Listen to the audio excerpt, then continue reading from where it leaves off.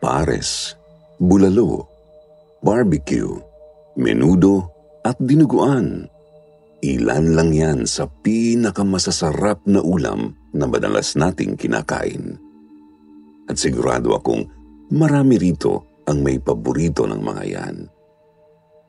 Pero paano kung malaman mong hindi pala karne ng baboy o baka ang kinakain mo?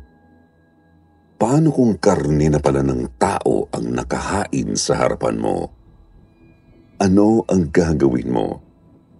Magagawa mo pa bang isuka yun kung nalunok mo na? Isang pagbati sa iyo, Sir Jupiter, at sa lahat ng tagapakinig ng Sityo Pangil, Sityo Bangungot at Kwentong Takipsilim. Ako po si Ben, incoming college student at matagal na akong sumusubaybay sa channel ninyo. Gustong-gusto ko ang mga kwento rito. Mahilig kasi ako sa mga horror stories. Ang totoo niyan ay may koleksyon ako ng mga libro at mga pelikulang nakakatakot. Pero noon para sa akin ay katang-isip lang ang mga yon. Mga kwentong ginawa lang ng mga tao para malibang at may mapag-usapan. Ngunit nagbago ang pananaw kong yan nang marinig ko ang kwento ng aking tiyuhin na si Tito Max. At nais kong ibahagi rito ang kwentong iyon. Noong nakaraang taon ay namatay ang lola ko na ina ni Mama. Kaya naman kinailangan naming umuwi sa probinsya nila para magluksa at siyempre, ihatid sa libingan ang aking lola. Hindi kami ganoong close ng lola ko dahil bihira siyang pumunta ng Manila at bihira rin kaming umuwi sa kanila. Pero marami akong magagandang alaala kasama niya. Kaya lungkot na lungkot rin talaga ako sa pagkamatay niya. Ang naaalala ko palagi ay ang pagpilit niya sa akin na kumain ng gulay. Hindi kasi talaga ako kumakain ng gulay, Sir Jupiter. Madampian lang ng madulas na texture ng gulay ang dila ko. Talagang naduduwal ako. Kaya palagi rin akong nasesermonan ng nanay ko. Pero si Lola, mahinahon siya kung sawayin ako. At madalas niyang pinipigilan si Mama kapag pinapagalitan na ako.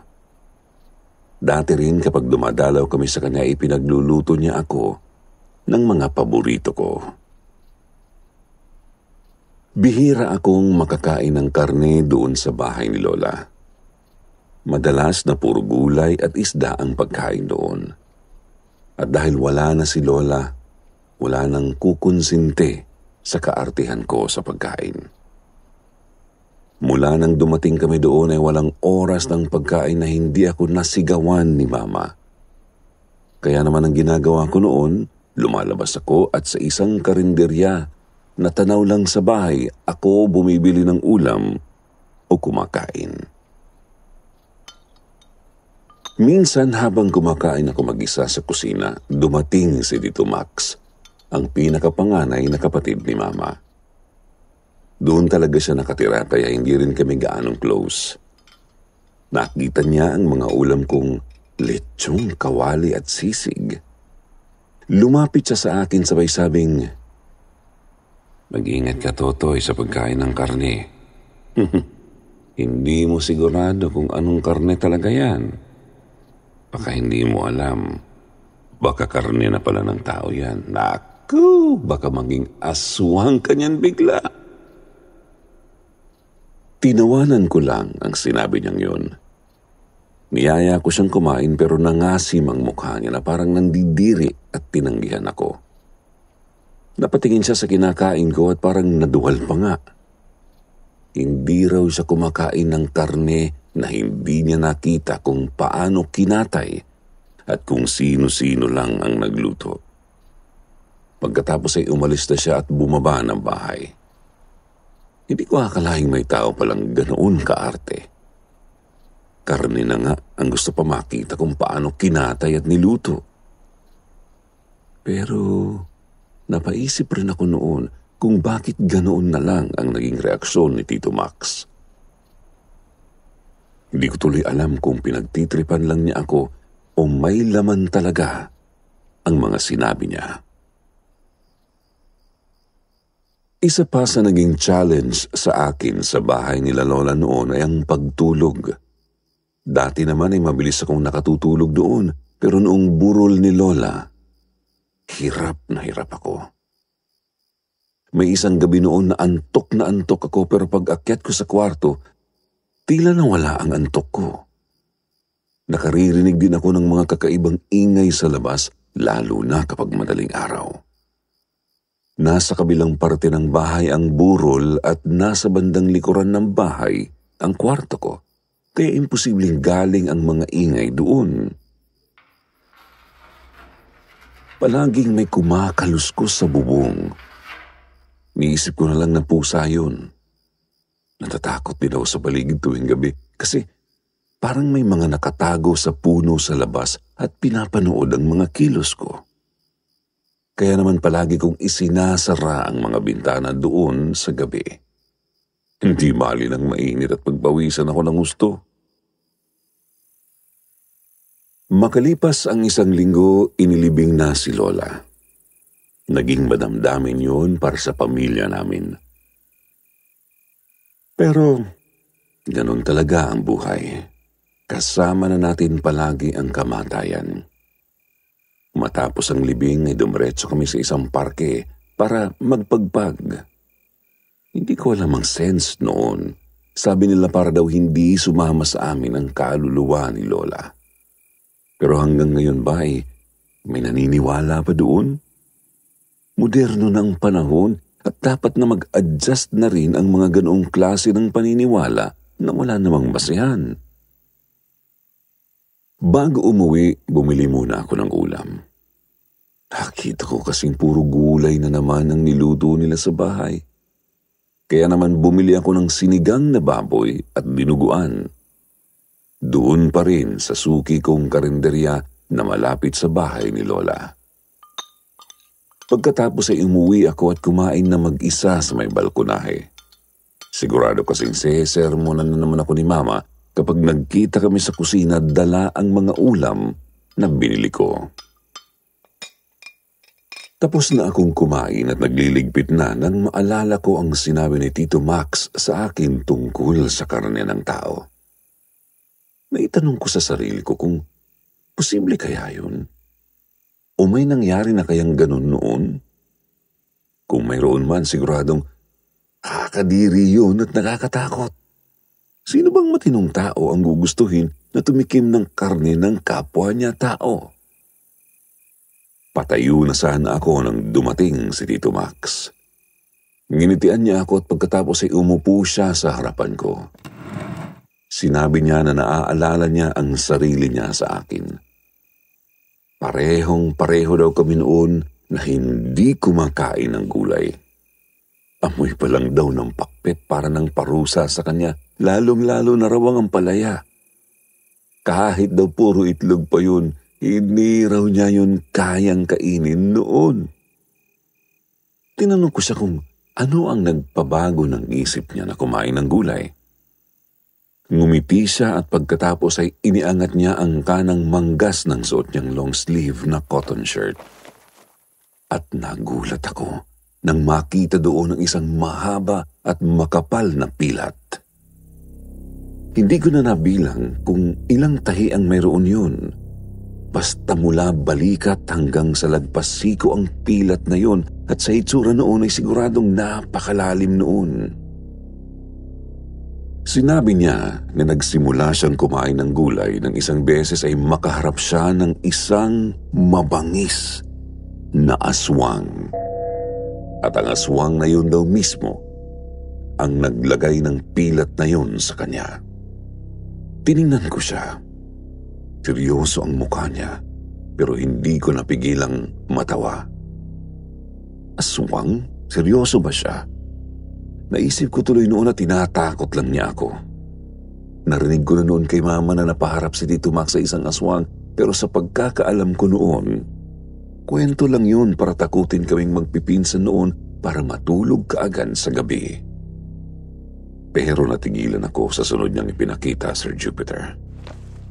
Itinaas niya ang damit niya at mas nanlaki ang mga mata ko nang makita ko ang napakaraming pilat niya sa tiyan.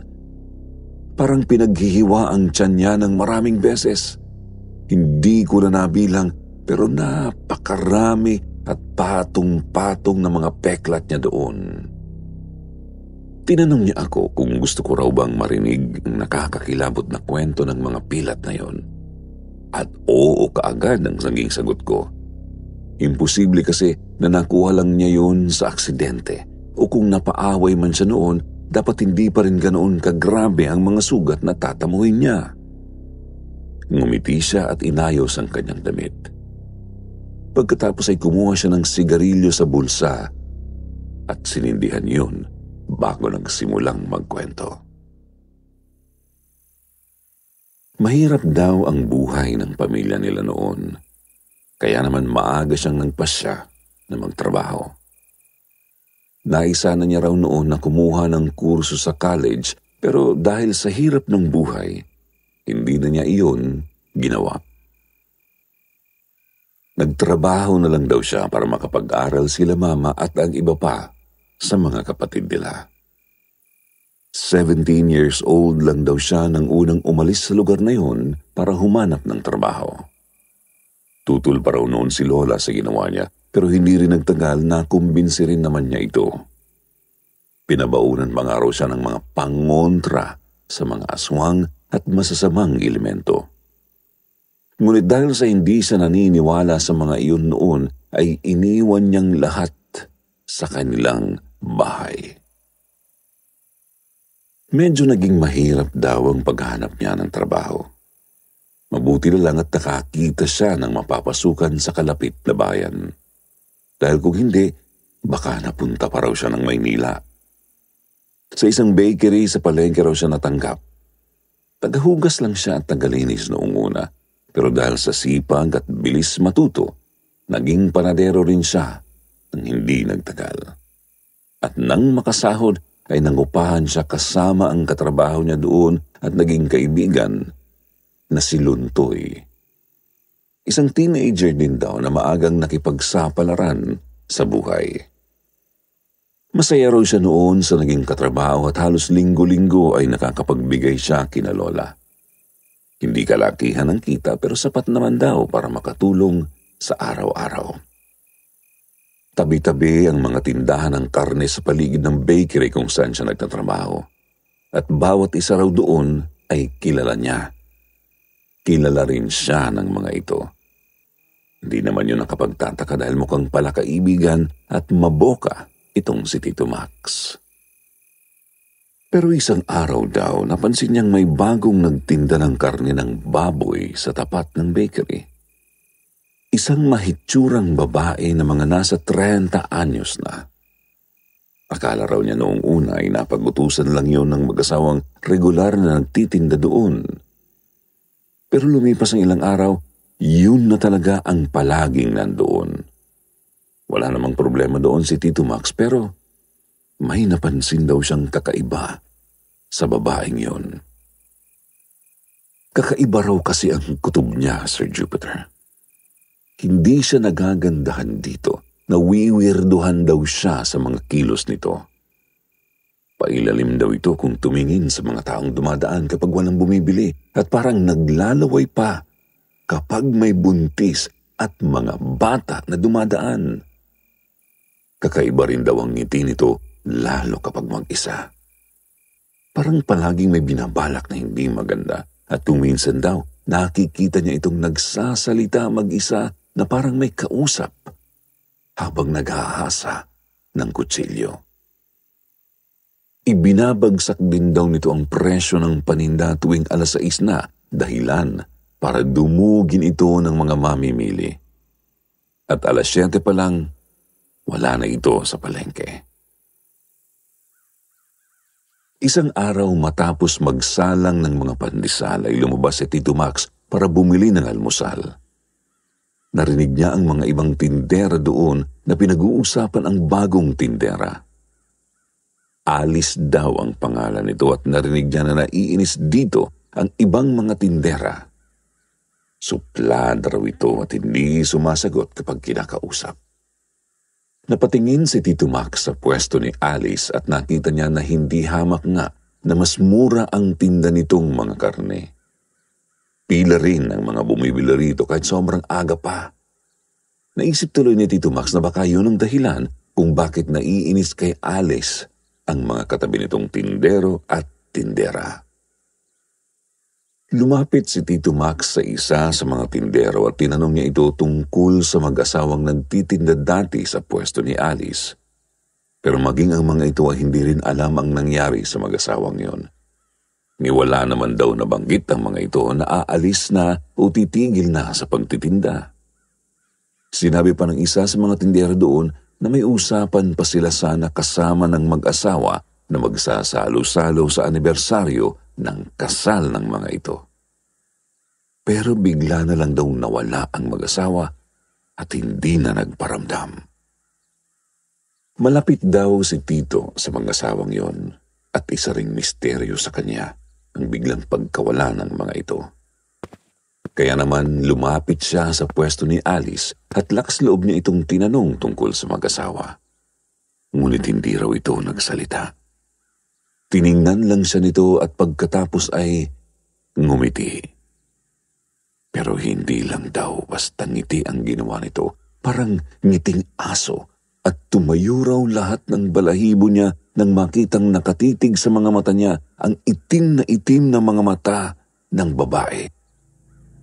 Pakiramdam daw niya, lumamig ang paligid. Napahimas siya sa mga braso niya at pagkatapos ay mabilis siyang umalis sa harap ng babae. Pero ramdam na ramdam pa rin daw niya ang titig sa kanya ng tindera. Pumasok na siya sa bakery, sumilip siya sa bintana at natigilan siya nang nakita niyang muli si Alice. Nakatingin ito kung nasaan siya. Nakangiti pa rin ito at hindi kumukurap ang mga mata na nakatitig sa kanya. Kaagad niyang isinara ang bintana habang humihinga ng malalim. Mga ilang minuto rin daw siya doon na nakatigil bago nakabalik sa kanyang gawain. Nabanggit niya ang kakaibang pangyayaring yun sa kaibigan niyang si Luntoy, pero sinabi nito na mabait naman daw si Alice. Medyo kakaiba lang ito at baka puyat lang daw siya kaya kung ano-ano na ang nakikita at nararamdaman niya. Ngunit sigurado si Tito Max, sigurado siyang bukod sa kakaiba, may nakakatakot na itinatago ang babaeng yon. Nang magtatanghali rin daw noong araw na yon, bigla raw nakaramdam ng pagkahilo si Tito Max. Parang umiikot daw ang paningin niya. Sinabi niya yon sa amo niya at pinagpahinga naman siya nito. Pero sa halip na bumuti, lalo raw sumama ang pakiramdam niya. Pinagpapawisan raw siya ng malagkit, subalit nilalamig naman siya. At pakiramdam niya, palaging may mga mata na nakatingin sa kanya. Inunuman niya iyon ng gamot, pero walang naging epekto. Lumipas ang ilang oras, nagsimula namang sumakit ng husto ang tiyan niya, Sir Jupiter. Kasunod noon ay pagsusuka. Grabe raw ang pagsusuka niya noon. Katatapos pa lang niyang sumuka, nariyan na naman daw ulit at parang pinipilipit ang sikmura niya. Hanggang sa napansin yun ng amo niya at pinayagan na siyang makauwi. Pero dahil sa biglaan niyang panghihina at pagkahilo, pinasamahan siya nito kay Luntoy. Pagdating sa bahay, lalo raw lumala ang pagsusuka niya. Wala naman raw electric fan, pero nakakaramdam siya ng malamig na hangin na dumadampi sa buong katawan niya. Tinanong siya ni Luntoy kung ano ang kinain niya, ngunit wala naman daw siyang kinaing kakaiba noong umaga noon. Hinawakan daw siya ni Luntoy sa ulo at sinabi nito na nausog raw siya. Pero tinawanan lang niya ito at sinabing hindi siya naniniwala sa mga ganoon. Tinanong siya ni Luntoy kung paano niya ipaliliwanag ang nangyari sa kanya. Pero wala siyang maisagot.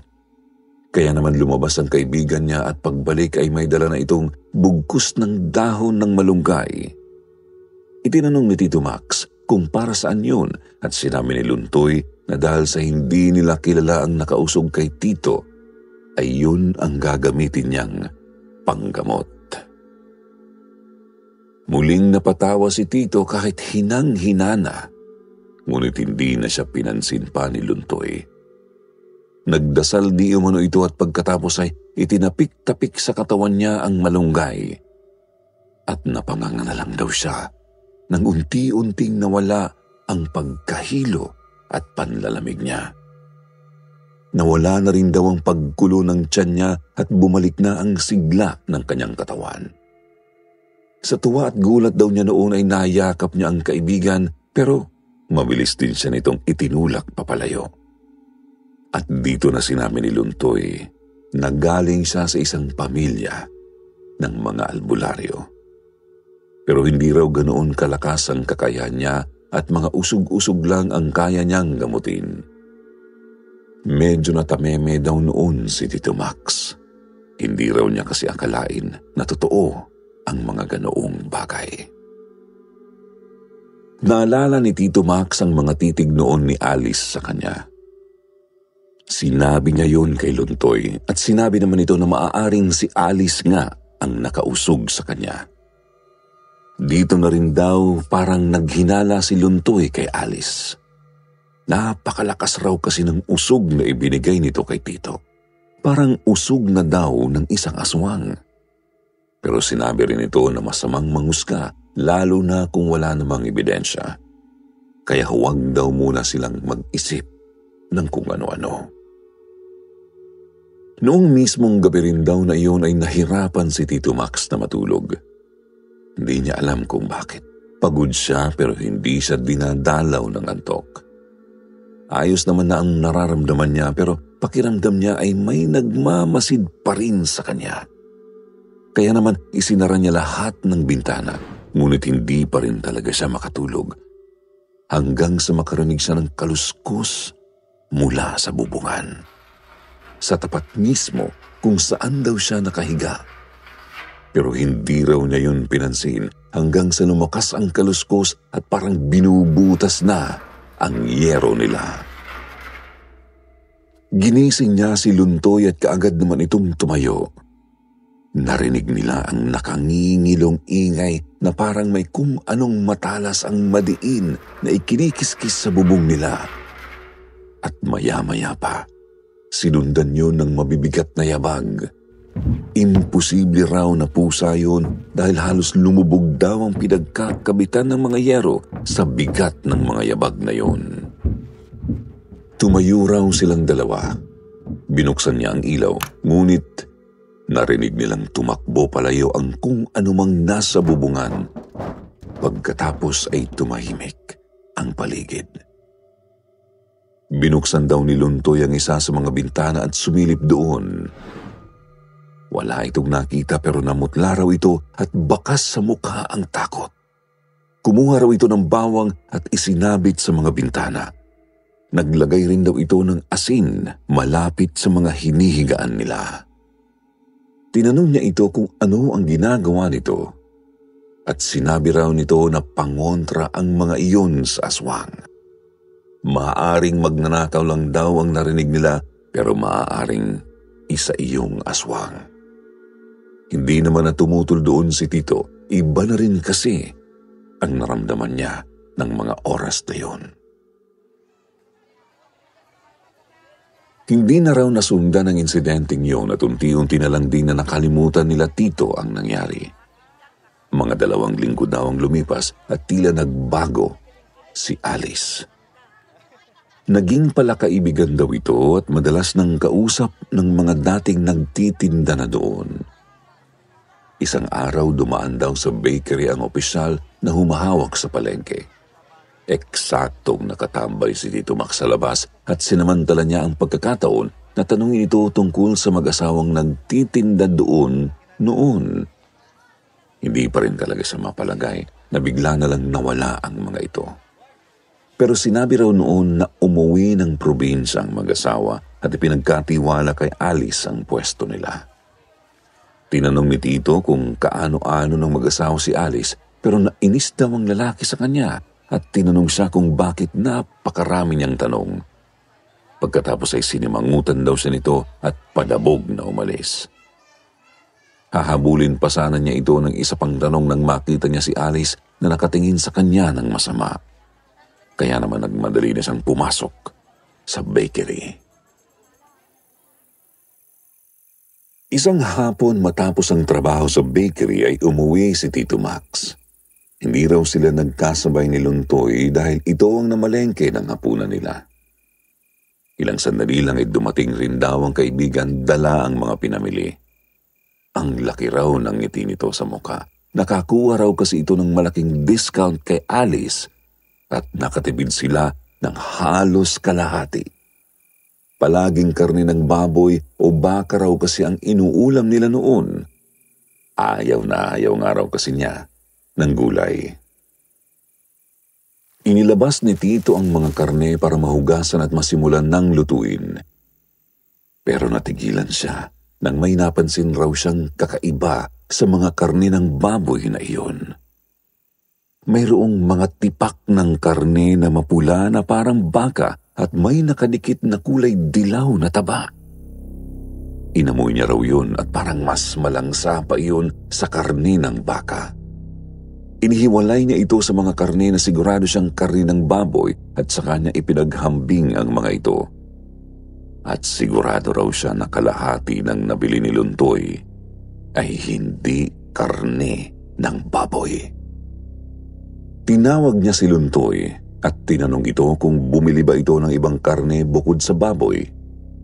Pero hindi raw at baboy lang naman daw ang tinda ni Alice. Pagkatapos ay ipinakita niya ang mga karne na pinaghiwalay niya. Nagkatinginan pa sila bago usisain ng isa ang mga karne. Pero sinabi raw nito na baka mas bagong katay lang ang mamula-mulang mga karne. Iluto na lang daw ng maayos at siguradong okay na yon. Muli raw tiningnan ni Tito ang mga karne at dahil sa panghihinayang na rin, iniluto na lang niya lahat ng iyon. Pinatuyong adobo na maanghang ang ginawa niya. Sarap na sarap daw si Luntoy doon, pero siya ay parang hindi makakain ng maayos. Parang madulas raw sa dila ang karne at kahit maraming rekados ang inilagay niya, nalalasahan niya ang kakaibang lansa nito. Matalas daw kasi ang panlasa niya pagdating sa karne kasi nga paborito niya ito noong mga panahong iyon at sigurado siyang hindi baboy o baka ang nahalo sa karning binili ni Luntoy. Pumasok sa isip niya na maaaring karne ng tao yun. Ngunit hindi na siya nagsalita. Wala naman siyang katibayan. Isa pa baka awayin pa siya ni Luntoy kung sasabihin niya yun. Kaya naman, kanin na lang ang kinain niya ng gabing iyon. Lalo raw naging kilala si Alice sa palengke. Napakarami ng bumibili rito at maging mga karenderya ay sa kanya na kumukuha ng karne. Hindi na lang daw baboy ang tinda nito dahil nagdagdag na rin daw ito ng karne ng baka. Ngunit ang nakapagtataka raw, biglang nawalan ng ibang hiwa ang mga karne. Walang pork chop, liempo, pangbulalo at pata. Basta na-chop na ang mga karne para sa adobo, menudo at mayroon ding giniling. Subalit kahit daw ganoon, dagsa pa rin ang bumibili kay Alice. Pero sila Tito Max ay hindi muling bumili doon. Bigla na lang daw napansin ni Tito Max na parang napalapit na si Luntoy kay Alex. Kapag break time raw nito, pumupunta pa ito sa pwesto ng babae para makipagkwentuhan lang.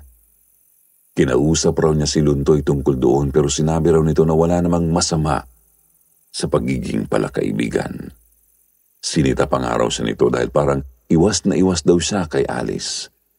Hindi raw ito ang nang-usog sa kanya at sigurado si Luntoy doon. Isang gabi, habang naghahanda raw sila Tito at Luntoy para umuwi, ay tinawag sila ng bantay ng bakery. May naghahanap raw sa kanila, kaya naman lumabas silang dalawa para makita kung sino yun. At nagulat raw si Tito nang si Alice ang makita nila. May dala raw itong malaking bayong. Iniabot daw nito kay Luntoy yun at sinabing sa kanila na ang natirang karning yun. Tuwang-tuwa raw na tinanggap ni Luntoy ang karne, pero si Tito ay tinanong muna si Alice kung para saan yun. Nakita raw ni Tito na tumalim ang tingin ni Alice sa kanya. Napatingin siya kay Luntoy pero parang hindi raw yun nakikita ng kaibigan niya. Muli siyang humarap kay Alice at lalo raw siyang kinilabutan nang naging purong itim ang mga mata nito. Napaatras siya at sinigawan si Luntoy na huwag tanggapin ang mga karne, pero nagalit raw ang kaibigan niya at tinanong siya kung ano ba ang nangyayari sa kanya. Sinabi niya ang nakita niya, pero lalo lang daw nagalit si Luntoy. Humingi pa raw ito ng paumanhin kay Alice bago magpasalamat at hilahin siya pabalik sa loob ng bakery. Doon daw ay muli niyang sinabi na nakita niyang nag-iba ang mga mata ni Alice. Pero kinontra raw siya ng kaibigan at sinabing tigilan na raw niya ito. Kakaiba lang daw ito kung makatingin at makitungo pero hindi ito aswang. At hindi raw maganda na paratangan ang isang tao na isang aswang nang basta-basta lang. Nakakasakit daw ako. Sinabi rin ito na kung masama ang mga karne na ibinibenta ni Alice, sana raw marami nang nagreklamo rito. Pero sa nakikita nila ay tila lalo pang lumalakas ang negosyo nito. Tumahimik na raw si Tito matapos yun. Ayaw niya ng away lalo na at kasama pa niya si Luntoy sa isang kwarto. Isa pa, may punto naman ito. Marami ang bumibili kay Alice pero walang ni isa ang nagreklamo. Maliban nga lang sa kanya. Umuwi sila Tito at Luntoy na hindi nag-uusap. Si Tito ang madalas na tagaluto kaya naman matapos magbihis kaagad na siyang naghanda para magluto. Hindi na sila bumili ng karne. Yung ibinigay na lang ni Alice ang napagkasunduan nilang ilaga noon. Ayaw pa sana niya pero muli raw naggalit si Luntoy at sinabihan pa siya nito na huwag maging maarte. Pareho silang nag-iipon at malaki ang matitipid nila nang dahil sa ibinigay na yun ni Alice. Mga nasa 3 kilo raw ang karning yun na nakabalot sa 3 magkakahiwalay na plastic bag. Kinuha ni Tito ang isa at hinugasan yun. Mapula raw ang karning yun at malitid. Sigurado raw siyang baka yun.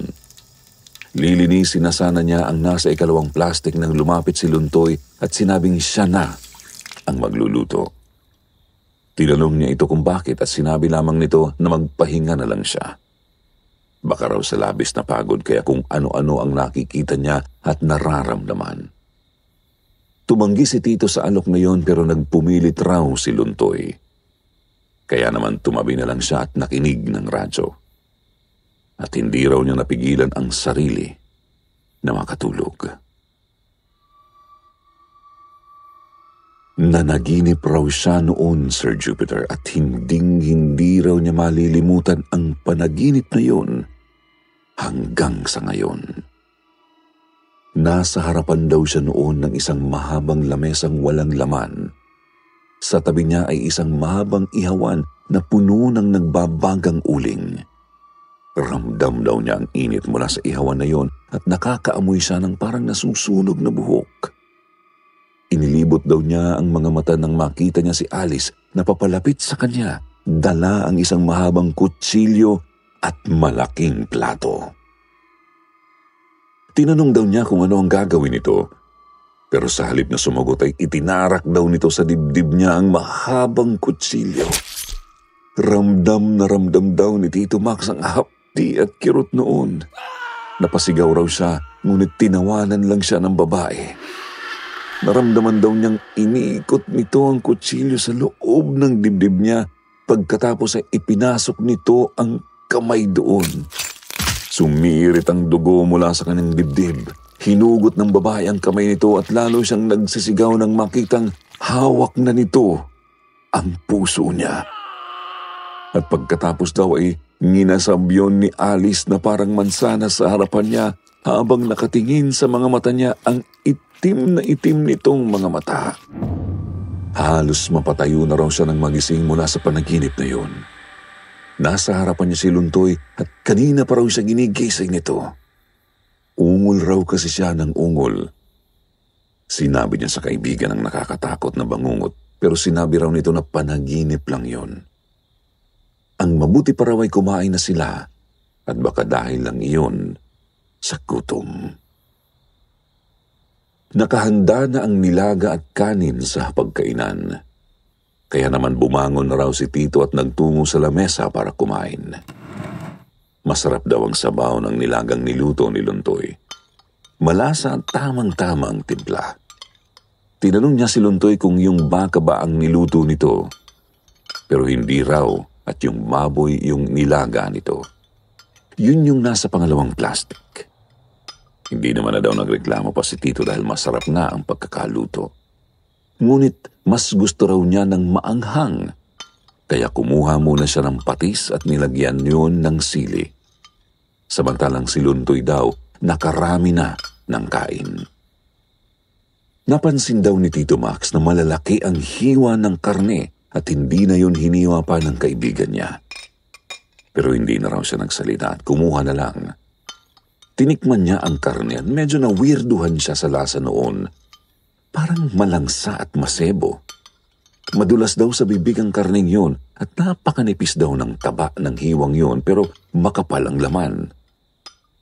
Dito na raw niya inusisa ang karne at natigilan siya nang makita ang isang kakaibang marka sa balat ng karneng yun. Kulay pulang puso na halos kasing laki raw ng 5 pisong barya. At hindi lang yun dahil may nakatusok pang palaso sa pusong yun. Nabitawan niya ang kutsara at tinidor at kaagad noong natawag ang atensyon ni Luntoy. Tinignan siya nito at tinanong kung ano ang problema. Itinuro ni Tito ang karne at parang nanghina raw si Luntoy nang makita ang marka doon. Sinabi pa raw nito na baka tatak lang yun sa pinagkataya ng baboy. Pero kinontra kaagad yun ni Tito Max. Wala pa raw siyang nakikitang ganoon na tatak ng baboy sa buong buhay niya. Pagkatapos ay hinimay niya ang karne at nakita niyang tila tagos ang tinta at parang nagpeklat pa nga ang mga markang yun sa ilalim ng balat. Sigurado na raw siya noon na tattoo yun at hindi yun karne ng baboy. Tumayo siya at kinuha ang kaldero.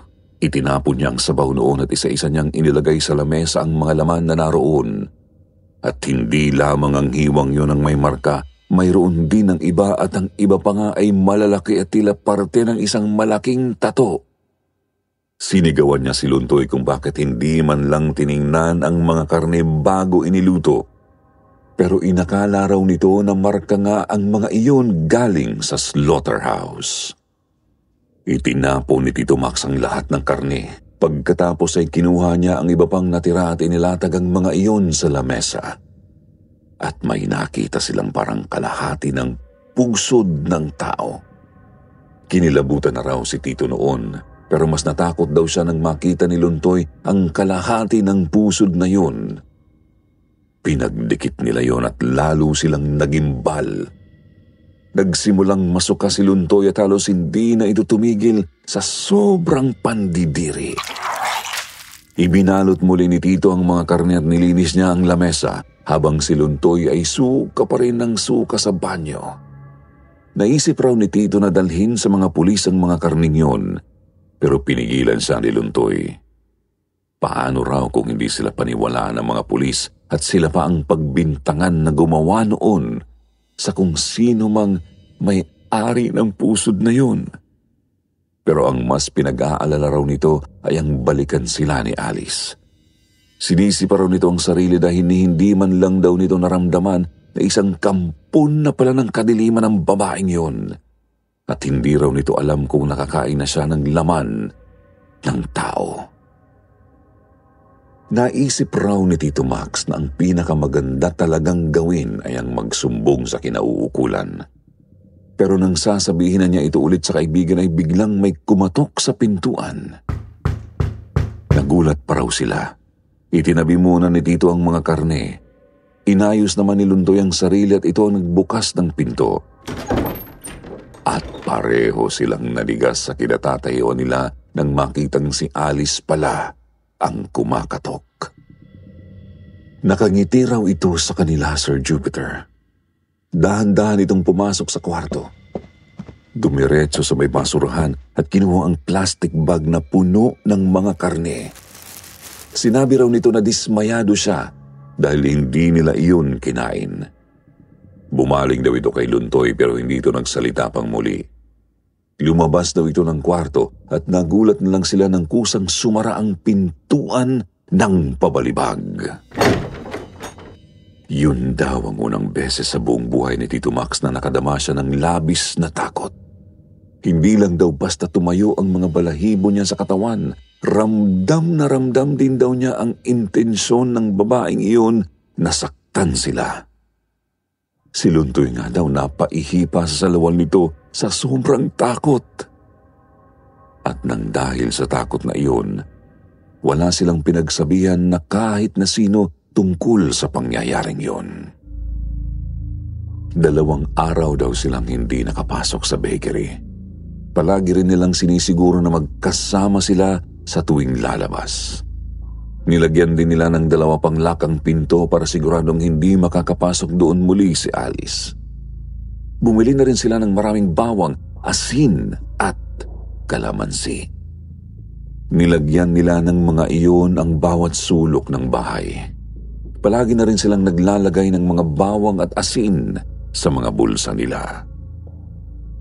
Wala naman na raw nangyari ng mga sumunod na araw at nagkaroon na muli sila ng lakas ng loob para pumasok. Isa pa, kailangan nilang pumasok dahil kung hindi, magugutom sila at walang maipapadala sa kanilang mga pamilya. Ang pwesto ni Alice ang una nilang tiningnan noong makarating sila sa bakery. Naroon pa rin ang babae. Abala sa pagbebenta nito ng mga karne at parang walang nangyari. Gustong sumigaw ni Tito at isiwalat ang nakadidiring sekreto nito. Pero nang magtama ang mga mata nila ay muli raw siyang kinain ng takot. Dali-dali raw siyang pumasok at nagtrabaho na lang. Ganoon din si Luntoy. At nang tanungin sila ng amo nila kung bakit wala sila ng 2 araw, nagdahilan na lamang sila na sumama ang kanilang pakiramdam. Subalit hindi talaga mawala sa isipan nila ang nangyari noong gabing yun. Ilang beses nilang pinag-usapan ni Luntoy kung ano ang dapat gawin. Subalit, lagi silang napipigilan ng takot nila kay Alice. Lumipas raw ang mga araw. Pinilit nila na umiwas kay Alice. Hindi na sila tumatambay sa harapan ng bakery at sa loob na lang nagbe-break time. At kahit tingin sa tindahan ito ay iniiwasan na nila. Hanggang sa naisipan na ni Tito na umalis na lang sa bakery na yon at maghanap na lang ng trabaho sa ibang lugar. Sinabi niya ang ideya kay Luntoy at sinabi nito na sasama raw siya kay Tito. Ayaw raw niyang maiwan doon mag-isa. Nakapagpaalam sila ng maayos. Pinayagan sila at sa huling araw nila sa bakery ay pinakain at pinainom pa sila ng amo nila sa isang resto bar na pagmamay-ari rin nito. Sa kabilang bayan yun, mga 30 minutong biyahe mula sa palengke. Naging masaya ang hapunan na yun, ngunit medyo naparami ang inom nila. Naalala raw ni Tito na ilang beses pang sumuka si Luntoy bago nila lisanin ng nasabing resto bar. Ihahatid raw sana sila ng amo nila nang biglaan itong nagka-emergency sa bahay, kaya naman kinailangan na nitong iwan sila. Ang iba naman daw nilang kasamahan noon ay iba ang daan, kaya naman silang 2 lang ang umuwi na magkasama. Wala na rin daw jeep ng mga oras na yon na sa pagkakatanda di umano ni Tito ay mag-aalas 3 na ng madaling araw. At wala na silang nagawa kundi ang maglakad pauwi. Tahimik ka talagang wala na raw katao-tao sa daan ng mga oras na yun, Sir Jupiter. Bigla daw nagsabi si Luntoy na may alam siyang shortcut. Ang kaso ay dadaan sila sa lugar na maraming puno at matataas na damo. Maliwanag naman daw ang buwan, mas mapapabilis sila kung doon sila dadaan. At dahil gusto na ring makauwi, pumayag si Tito Max doon. At totoo daw ang sinabing yun ni Luntoy. Medyo masukal raw ang dinaanan nila pero ligtas at mabilis naman silang nakalabas doon. Nakarating sila sa bayan kung saan sila nakatira. Nagpatuloy sila sa paglalakad hanggang sa makarating sila sa isang lugar na walang masyadong kabahayan.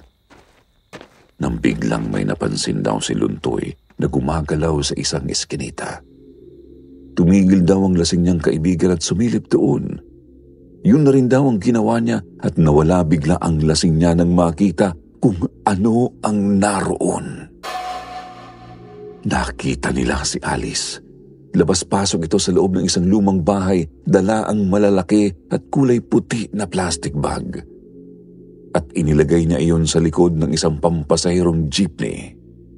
Kaagad na hinila ni Tito Max si Luntoy at ibinulong niya rito ang nakita. Nanlaki ang mga mata ni Luntoy at dahan-dahan itong sumilip muli sa eskinita at napasinghap ito nang makita nga si Alice. Naisip ni Tito Max na yun na ang pagkakataon para makakuha ng ebidensya laban sa babaeng nagtitinda ng laman ng tao. Kaya naman inutusan niya si Luntoy na tumahimik at magmasid ng maigi. Dahan-dahan silang lumapit at nagtago sa tambak ng mga basura na hindi tinatamaan ng liwanag ng ilaw. Napakarami at tila hindi nauubos ang mga inilalabas ni Alice at nakita nila na tumutulo pa ang dugo mula sa mga plastic bag na yon. Seryoso na silang nakatingin at naghihintay ng iba pang ikikilos ni Alice nang bigla itong matalisod dahilan para mabitawan nito ang dala. Gumulong daw ang laman ng plastic bag. Akala nila noon ay repolyo lang. Pero nang matapat ito sa liwanag ng ilaw ng poste, nagimbal silang dalawa. Ulo yun ng isang lalaki. Duguan yun, dilat pa ang mga mata at nakalawit ang dila. Papasigaw na sana si Luntoy nang takpan ni Tito Max ang kanyang bibig. Tumayo si Alice, ngunit napulit ang plastic bag at nahulog mula roon ang dalawa pang ulo. Isa doon ay may mahabang buhok. Dito na raw nataranta si Luntoy. Tatakbo sana ito nang masipa ang ilang latang walang laman doon sa basurahan. Gumawa yun ng ingay at napatingin sa kanila si Alice. Mabilis nitong kinuha ang mga ulo at muling inilagay sa plastic bag at pagkatapos, biglang tumingin sa kanila. Kulay pula na parang umiilaw raw ang mga mata nito, Sir Jupiter. Ngumiti ito. Pagkatapos ay inilabas nito ang mahaba nitong dila na hanggang dibdib. Dito na napasigaw sila Tito at Luntoy. Dali-dali raw silang tumakbo palayo. Pero mabilis din daw na humabol sa kanila si Alice. Tiwala si Tito Max sa bilis ng kanyang takbo at laking pasalamat din daw niya dahil matulin din si Luntoy. Lumingon siya at hindi na niya nakita si Alice. Nagpatuloy pa sila ulit nang biglang tumigil si Luntoy at hinabol ang paghinga. Alam ni Tito na hindi sila maaaring magtagal ng ganoon. Inilibot niya ang kanyang mga mata at nakakita siya ng isang abandonadong bahay na sira-sira. Hinila raw niya doon si Luntoy. Pumasok sila doon at nagtago sa kusina noon. Hindi na raw nila naramdaman si Alice ng mga oras na yon. Hindi raw alam ni Tito kung mabagal lang ito o baka inaabangan lang sila nito na lumabas. Isa na lang daw ang naisip ni Tito Max noong mga oras na yon at yun ay ang magsumbong sa mga pulis. Sinabi niya yun kay Luntoy pero sinabi nito na sinong pulis ang maniniwala na hinahabol sila ng isang aswang, lalo na at menor de edad pa sila noon at mga nakainom pa. Ang kailangan raw nilang gawin ayon kay Luntoy ay ang bumalik sa bahay kung saan nila nakita si Alice at kumuha ng ebidensya. Tumutol si Tito at sinigawan ng kaibigan. Pero napagtanto rin daw niya na iyon nga ang dapat nilang gawin ng mga oras na yon. Pero sabi ni Tito ay pinagsisisihan niya ang desisyon na yon. Kung mababago pa raw niya ang desisyon na yon noon, ay hindi na lang sana sila lumabas sa pinagtataguang bahay. Tinipon nila ang lahat ng lakas ng loob na mayroon sila. Dahan-dahan silang lumabas ng bahay nang biglang tumalon si Alice sa harapan nila. Nanlilisik raw ang mga mata nito at paulit-ulit itong binabanggit na kakatayin sila nito. Sandali silang natigilan pero pinilit ni Tito na tumakbo. Hinila niya si Luntoy at muli silang hinabol ni Alice habang tumatawa ito ng malakas. Napagtanto nila na pabalik sila sa masukal na daan at naisip ni Tito na lalo silang mahihirapan kung doon sila tatakbo. Kaya naman lumiko siya. Hinila niyang muli si Luntoy at tumakbo sila pabalik sa kung saan nila nakita si Alice. Naisip raw noon ni Tito na doon kahit papaano ay may pag-asa silang makahingi ng tulong. Habang tumatakbo ay naririnig nila ang galit na pag-angil ni Alice. Hindi na raw sila lumingon at nang makakita muli ng mga kabahayan ay nagsimula silang sumigaw ng saklolo. Pero walang lumabas na kahit na sino hanggang sa tumalon daw pataas si Alice. Nakaabot ito sa kanila at nagawa nitong hampasin si Luntoy sa likuran. Napakalakas daw noon at nakita niya ang kaibigan na sumubsob at gumulong sa kalsada. Tumigil siya para tulungan sana ang kaibigan nang bigla siyang sunggaban ng aswang. Napailalim siya nito at kahit anong gawin daw niyang pagpupumiglas ay walang nagawa sa lakas ng halimaw na yun.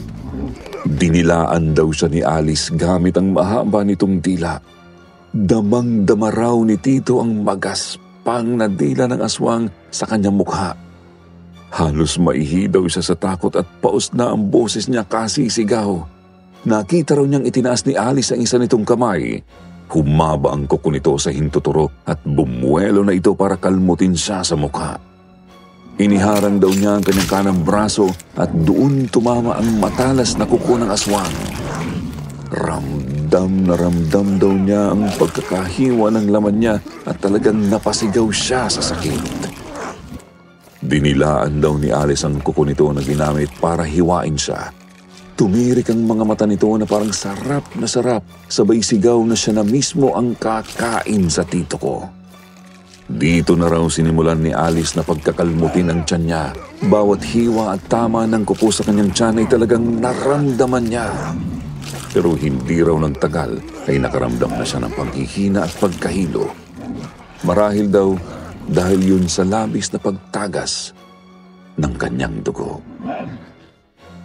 Papikit na raw sana siya noon at tanggap na niya ang sasapitin nang makarinig siya ng malakas na putok. Umalingaw-ngaw yun sa paligid. Nasundan yun ng isa pa. Nakita ni Tito na tumagos sa dibdib ni Alice. Tumigil daw ito at tumitig sa kanya bago humiti. Isang putok muli ang umalingaw-ngaw pero hindi na nito tinamaan ang aswang. Nakatalon daw ito at mabilis na tumakbo palayo. Susundan pa sana niya ito ng tingin nang lapitan siya ng isang may edad na lalaki na may bit-bit na shotgun. Sinabi raw nito na wala na si Alice. Kahit raw nanghihina ay sinabi niya sa lalaki na may mga bangkay sa lumang bahay kung saan nakatira ang aswang na yun. Pero hindi na yun pinansin ng lalaki. Dumating raw ang isang tricycle. Isinakay siya doon at dinala siya sa ospital. Sinabi niya na naroon din ang kaibigan niya at walang malay. Ngunit sinigurado naman ng lalaki na tutulungan rin ito. At pagkatapos noon, nawalan na raw ng ulirat si Tito.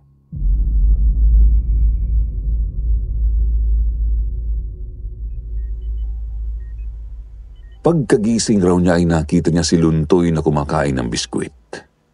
Nakaupo raw ito sa isang kama sa tabi niya at nakangiti. Sinabi raw nito na nasa ospital sila at ligtas na. May-ari pala ng mga tricycle ang tumulong sa kanila noong gabing yon. Natahina ang mga sugat ni Tito Max nang tingnan niya ang mga ito. 2 araw daw siyang walang malay at ilang oras matapos niyang magising ay dumating si Lola at ang mama ko. Kasunod daw ng mga ito ang mga pulis. Tinanong sila ni Luntoy kung ano ang nangyari. Sinabi nilang lahat ng nalalaman at naranasan nila. Halata raw sa mukha ng mga pulis na hindi naniniwala ang mga ito. Gayunpaman ay pinuntahan pa rin di umano ng mga ito ang bahay na sinasabi nila. Napag-alaman na yun ang bahay ng mag-asawang tindero na pinalitan ni Alice sa palengke. Nawawala raw ang mga ito at matagal nang nai-report ng mga kapamilya nito. Subalit wala raw nakitang kahit ano ang mga pulis sa bahay na yun, maliban sa ilang bakas ng dugo. May mga patak rin daw ng dugo sa labas ng bahay, ngunit wala na doon si Alice. Ni walang bakas na nanggaling ito doon. Tinanong sila kung nakita nila ang plaka ng jeep na sinabi nilang naroon, pero parehong hindi nila maalala yun. Nag-imbestiga sa palengke ang mga pulis, pero magmula raw ng insidenteng yun, ay hindi na nagpakita sa lugar si Alice. Hindi nagtagal, kumalat sa bayan na laman nga ng tao ang ibinenta ng babaeng yun. Maraming karinderya ang nagsara at naireklamo ng dahil doon. Napakaraming mga tao ang nagalit at gustong makausap si Alice. Pero hindi na talaga ito nahagilap. At may kumalat ring mga sabi-sabi na ang ilan sa mga karning ibinenta nito ay laman ng mga pulubi sa kalsada. Mga taong walang maghahanap kahit mawala sila. Ilang beses din daw kasing namataan ang isang jeep na walang plaka sa mga lugar ng mga taong nawawala. Lumipas raw ang mga araw, linggo at buwan, ngunit wala na raw talagang Alice na natagpuan ng mga pulis. Maging ang mag-asawa na tindero sa palengke ay hindi na rin talaga nakita. At ang tanging katibayan na lamang na naiwan ni Alice ay ang mga pilat sa katawan ni Tito Max. Doon tinapos ni Tito ang kwento at nakatulala lang ako sa kanya habang papatayo siya at magsisindi na ng pangatlo niyang sigarilyo. Hindi ako makapaniwala sa narinig kong kwentong yun. Dumungaw siya sa balkonahe at itinuro ang karinderya kung saan ako bumibili ng ulam. Sinabi niya na siguro mga 2 taon na ang nakalilipas ay parang nakita niya si Alice doon na nag-deliver ng mga karne. Magmula raw noon ay hindi na sila bumili doon, pero wala silang sinabi na kahit ano. Baka raw kasi balikan pa siya ni Alice. Bigla akong naduwal sa sinabi niyang yun, pero tinapik niya ang balikat ko at tumawa ng malakas. Kahit isuka ko raw ang mga nakain ko, kung tao yun, wala na raw akong magagawa. Para na rin daw akong isang aswang. Mag-iingat na lang daw ako sa mga kinakain ko at hanggat maaari, huwag daw akong bili ng mga karne kung saan-saan. Biro lang daw yung sinabi niyang nakita niyang muli si Alice, pero hindi raw biro. At habang buhay niyang dadalhin ang kilabot at takot na dadama niya sa mga kamay nito. At pagkatapos noon ay narinig ko ang asawa niya na tinawag siya. Naroon na raw si Luntoy, kararating lang mula sa Maynila. Dito nagtatapos ang kwento kong ito, Sir Jupiter. Salamat. Sana may natutuhan kayo sa kwento ng aking Tito Max. Ako kasi, mas naging pihikan ako sa pagkain matapos kong marinig ang kwento niya. Umiiwas na ako sa mga karinderya at mga meat shop na hindi ko kilala. Baka kasi hindi normal na karne ang mga itinitinda nila. Baka kasi nasa tabi-tabi lang si Alice at nagtitinda pa rin ng karne ng tao.